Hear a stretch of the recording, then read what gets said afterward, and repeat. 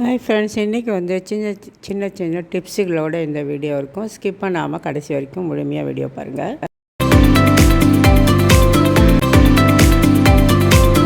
Friends எல்லோருக்கும் வணக்கம், welcome back to மாம் 60. இன்றைக்கி என்ன பிரேக்ஃபாஸ்ட் பண்ணியிருக்கேன் அப்படிங்கிறத பார்க்கலாம். இன்றைக்கி வந்துட்டு ரவா இட்லி தான் செஞ்சுருக்கேன். தத்தையாக பாருங்கள். அதுக்கு வந்து தேங்காய் போட்டு கடலை சட்னி தான் செஞ்சுருக்கேன். சூப்பராக இருக்கும் ரவா இட்லிக்கு. மேலும் நெய் போட்டு சாப்பிட்டா ரொம்பவே நல்லாயிருக்கும்.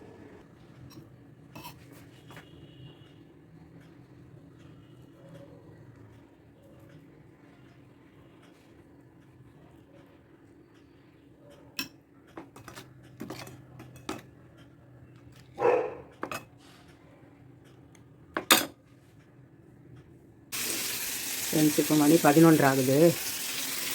சமைச்சிட்ருக்கேன். டிஃபன் சாப்பிட்டு பார்த்தீங்கன்னா நிறையா தூக்கம் பாதியில் எழுந்து வந்திருக்கேன். என்ன பார்த்தீங்கன்னா இப்போல்லாம் ஒரே மூக்கு ஒருகள் கோல்டு ஒரே கஷ்டமாக வந்து மாத்திரை வாங்கிட்டு வந்து 2 டைம்ஸ் போட்டுக்குவாங்க. மத்தியானம் ஒன்று போட்டேன். இப்போ காலையில் ஒன்று போட்டோன்னே அதில் ஒரு மைல்டாக தூக்கத்துக்கு ஒரு மாத்திரை தந்திருக்காங்க. அதையும் சேர்த்து போனோன்னே போட்டு என்னால் முடியவே இல்லை. எப்படியோ சமாளித்து எழுந்து வந்துட்டேன். டீயை குடிச்சிட்டு அதை யோசிச்சு கடைசியில் சரி வெங்காயம் தக்காளி வடகம் போட்டு வதக்கிட்டு வெங்காயம் தக்காளி நான் என்ன குழம்பு வைக்கிறோம். களிக்காக பூண்டு மிளகு குழம்பு தான். பூண்டு மிளகு அரைச்சி குழம்பு வைக்கிறோம். பட் நான் இன்றைக்கி அரைச்செல்லாம் வைக்கல, வதக்கி தான் வைக்கிறேன். இதுக்கு வந்து புறா கருவாடு எடுத்து வச்சுருக்கேன். இப்போ உங்களுக்கு தான் இது 10 ரூபா. இது சின்னதாக 4 பீஸ் இருக்குது. எனக்கு தான். பட் இதை வந்து மெருகும் குழம்பு தான் முதல்ல செய்துட்டு அதுக்கப்புறமா வந்து கொதிக்கிட்டு இந்த புறா கருவாடை போட போகிறேன். என் பையனுக்கு கொஞ்சம் குழம்பு வச்சுக்கலாம் ஊற்றிப்பாங்க. அதெல்லாம் இது என்னென்னால செய்ய வேண்டியதாக இருக்குது பாருங்கள். இப்போ நல்லா வதங்கிட்ட உப்பு சேர்த்துருக்கேன். இப்போ நல்லா வதங்கிடுச்சு. இதுலேயே வந்துட்டு புளி கொஞ்சம் கரைச்சி வச்சுட்டு சேர்த்துக்கலாம்.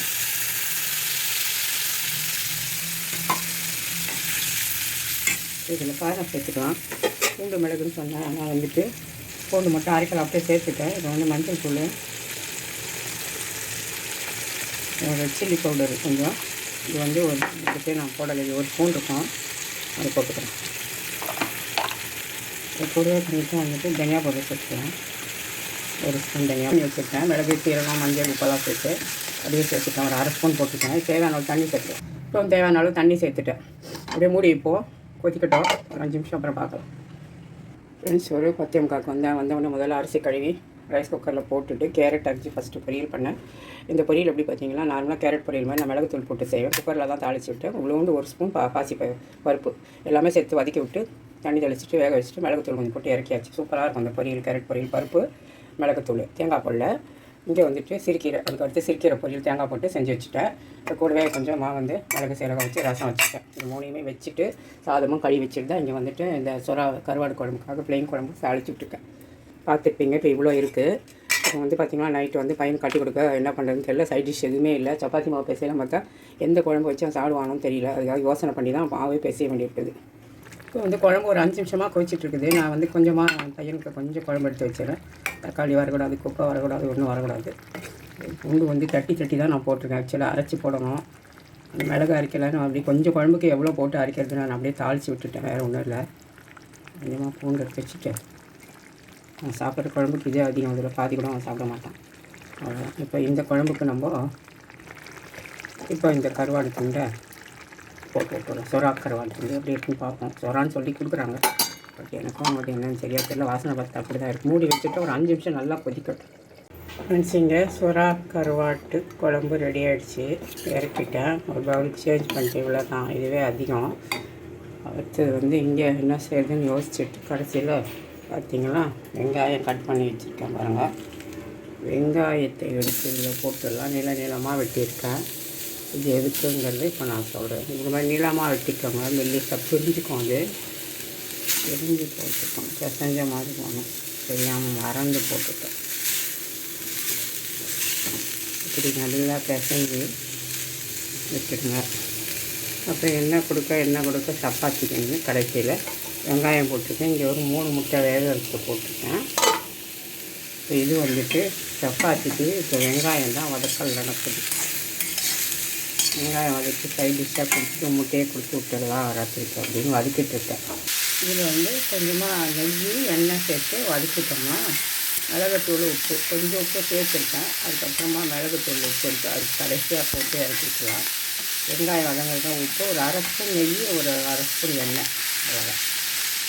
ஒரு ஸ்பூன் எண்ணெய், 1/2 ஸ்பூன் நெய் இது முழுக்க நெய்லேயே வதக்க பசங்களுக்கு கொடுங்க. நான் பெரிய பசங்களுக்கு வந்து எண்ணெய் மிக்ஸ் பண்ணியிருக்கேன். நல்லா வதங்கட்டும், இங்கே முட்டையை வேகட்டும். அதுக்கப்புறம் மாவு பிசையணும். கோதுமை மாவு.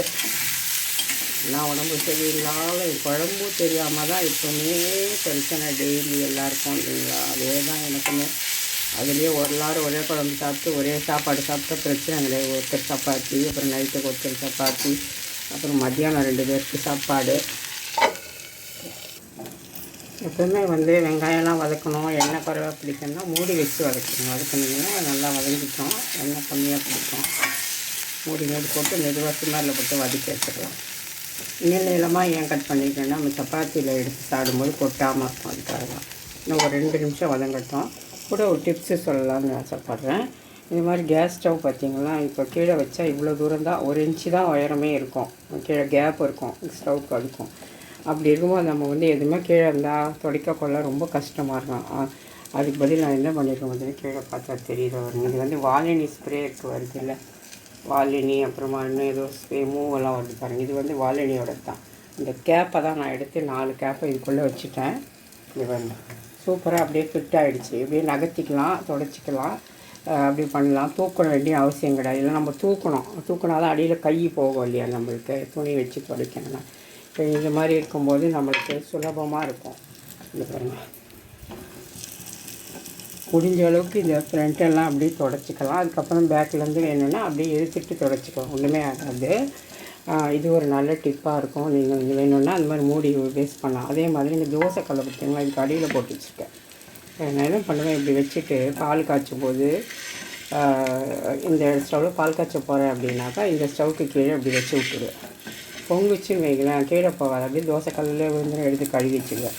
அது மாதிரி டீ போடும்போது வைப்பேன். அதே மாதிரி வந்து பார்த்திங்கன்னா இந்த கரண்டி, தோசை கரண்டி, குழம்பெல்லாம் பாருங்கப்பா சாப்பிட்ருவேன்.